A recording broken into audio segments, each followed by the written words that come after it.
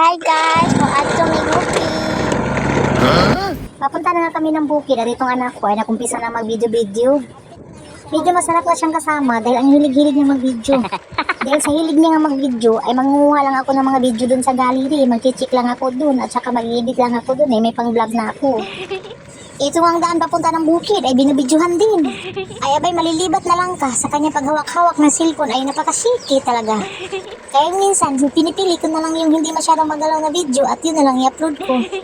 Voice over mo lang ang video na may pang-vlog ka na.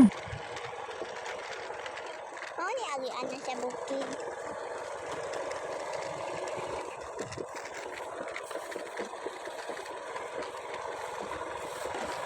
Minsan, di mo na kailangan i-voice over. Dahil may kadadalan din sa kanyang mga video.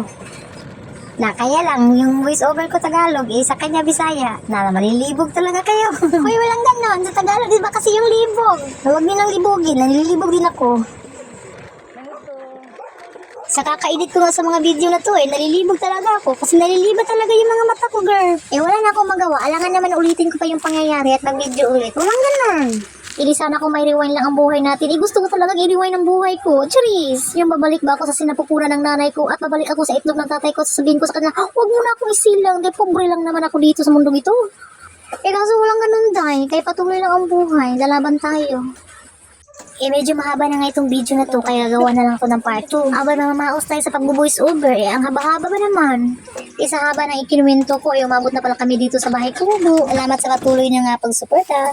Please follow, like, and share. Babu!